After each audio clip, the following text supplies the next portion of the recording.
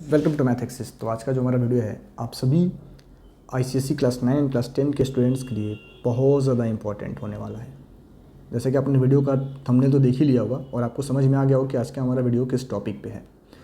तो हम लोग आज के वीडियो में डिस्कस करने वाले हैं आपके हाफ ईयरली एग्जाम्स के बारे में कि आखिर आपका हाफ ईयरली एग्ज़ाम कब होगा, क्या कुछ उसका सिलेबस होता है और क्या कुछ उसकी इंपॉर्टेंस है आपके 9th एंड क्लास 10th के जर्नी में।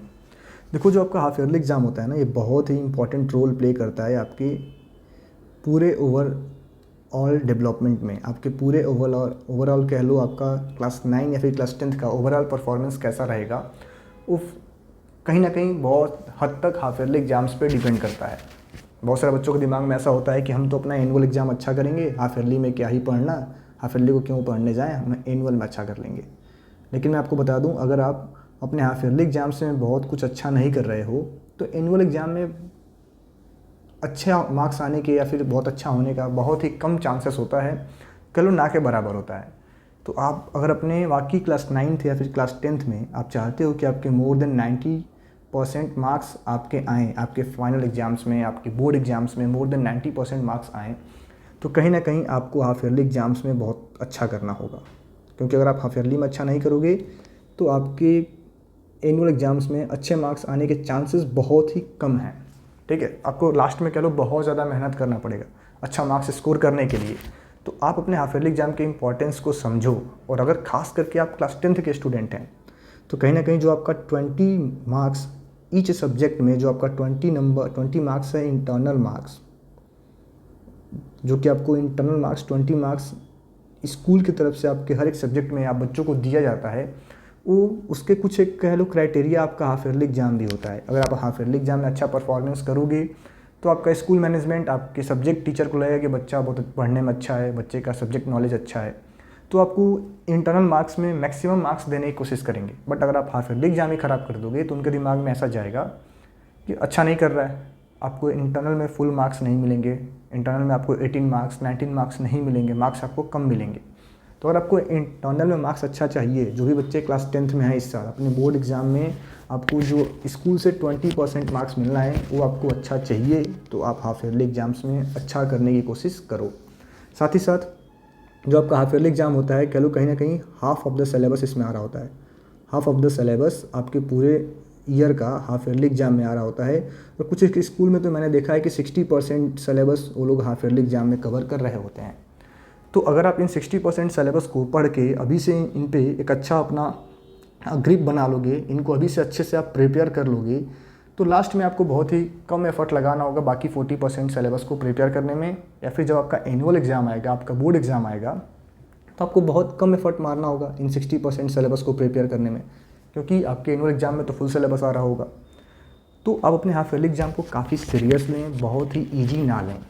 अगर आप हाफ ईयरली में अच्छा करेंगे तो आपका overall class 9th and class 10th का परफॉर्मेंस बहुत ही अच्छा जाएगा।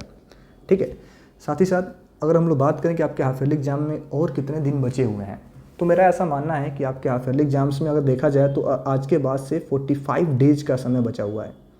कह लो 40 to 45 डेज समय यही आपके पास अब लेफ्ट है। बहुत सारे स्कूल्स में मिड सितंबर से आपके हाफ ईयरली एग्जाम्स स्टार्ट हो जाते हैं। ठीक है, तो अगर देखा जाए तो ओवरऑल आपके पास 45 डेज़ का टाइम बचा हुआ है, जिसमें आपको अपने सिलेबस को भी कंप्लीट करना है, उनका रिवीजन भी करना है। ठीक है, और मेरा यही मानना है कि आप लोग अपने सिलेबस को कंप्लीट करने पे फोकस करें, बट उसके चक्कर में आप बहुत ज़्यादा स्पीडी ना हो जाएं, बहुत ज़्यादा स्पीड से अपनी पढ़ाई को ख़त्म नहीं करेंगे। जो कुछ भी आप पढ़ रहे हैं उनके उन चैप्टर के कॉन्सेप्ट, फॉर्मूले सबको ध्यान से समझते हुए काफ़ी डीप में पढ़ाई करें, क्योंकि एनुअल एग्ज़ाम जब आपका आएगा तो उसमें आपको डीप पढ़ने का मौका नहीं मिलेगा, आपका सिलेबस वास्ट होगा, आप उसमें रिवाइज करने के मूड में होंगे, जल्दी जल्दी पढ़ाई ख़त्म करेंगे। तो मेरा अभी से कहना है कि जो कुछ भी आप पढ़ रहे हैं उनको काफ़ी डीपली नॉलेज के साथ पढ़ें। जब आपका फाइनल एग्जाम में उनको दोबारा पढ़ना हो तो आपको बहुत ज़्यादा एफर्ट मारने की ज़रूरत ना हो। ठीक है, तो ये कुछ आपके हाफ ईयरली एग्जाम्स के कह लो इंपॉर्टेंट पॉइंट्स हैं जिनको आपको हरदम ध्यान में रखते हुए पढ़ाई करना है। और अपने हाफ ईयरली एग्जाम्स में अगर आप बहुत अच्छा कर रहे होगे तो आप यकीन मानो आपका एनुअल एग्ज़ाम बहुत अच्छा जाएगा, आपका फाइनल एग्ज़ाम बहुत अच्छा जाएगा, आपका बोर्ड एग्जाम्स बहुत ही अच्छा जाएगा। अब एक पर्टिकुलर सब्जेक्ट्स के बारे में आपको कुछ एक पॉइंट्स बताना चाहूँगा। जैसे अगर आप मैथमेटिक्स की पढ़ाई कर रहे हैं, बाकी तो वैसे हम लोग इस पर बहुत ही डिटेल वीडियो करने वाले हैं कि फर्स्ट अगस्त से या फिर अगस्त में आपको अपनी क्लास 10th की प्रिपरेशन कैसे स्टार्ट करनी चाहिए, अगर आपने अभी तक नहीं किया है तो। तो हम लोग अगर मैथमेटिक्स की बात करें तो मैथमेटिक्स में आपको करना क्या है। पहला मिस्टेक जो अधिकतर बच्चे कर रहे होते हैं मैंने देखा है, रटना नहीं है। रटना नहीं है मतलब मैंने देखा है कि बहुत सारे बच्चे क्या करते हैं कि कॉन्सेप्ट प्लस क्वेश्चन, मैथ्स के क्वेश्चन और कॉन्सेप्ट, जो भी उनको क्वेश्चन समझ में नहीं आता है, जो कॉन्सेप्ट समझ में नहीं आता है, उसको रटने पे फोकस करते हैं। ये आप अपनी आदत बदल दो, क्योंकि अब आप क्लास 8 में क्लास 7th में नहीं हो, आप 9th 10th में जा रहे हो। तो मैथ्स के कॉन्सेप्ट को आप रट के या फिर क्वेश्चन को रट के मार्क्स अच्छा नहीं ला सकते, क्योंकि कभी भी एग्जामिनर आपका क्वेश्चन डायरेक्ट बुक से नहीं पूछेगा, कुछ ना कुछ एक पॉइंट्स चेंज करके आपको दिए जाएंगे। अब तो वैसे भी हमारे CBSE ICSE बोर्ड का पैटर्न चेंज हो गया है, आपके जो क्वेश्चंस आ रहे हैं क्रिटिकल थिंकिंग पे बेस्ड आ रहे हैं। तो आप कॉन्सेप्ट को समझने पे फोकस करें बजाय रटने के, ठीक है। सेकंड जो पॉइंट मैं आपसे कहना चाहूँगा कि मैथमेटिक्स में खास करके आपको डेली 60 मिनट्स का एक डेली रिवीजन, डेली प्रैक्टिस चाहिए ही चाहिए। 60 मिनट प्लस मतलब कम से कम 60 मिनट्स, नहीं तो उससे ज़्यादा का आपको डेली प्रैक्टिस करना है मैथ्स को, ठीक है, डेली प्रैक्टिस करना है। और थर्ड पॉइंट में जो आपसे कहना चाहूँगा कि आपको सबसे पहले करना क्या है, आप कोई भी एक पर्टिकुलर चैप्टर पढ़ रहे हैं तो पहले आप चैप्टर के कॉन्सेप्ट को काफ़ी डिटेल में पढ़ें, समझें, या तो आप मेरे यूट्यूब चैनल से पढ़ें, मैंने सभी चैप्टर्स के लमसम सारे कॉन्सेप्ट आप बच्चों को एक्सप्लेन करके बता रखा है, ठीक है। देन आप उसके कुछ एक एग्जाम्पल्स को खुद से सॉल्व करें।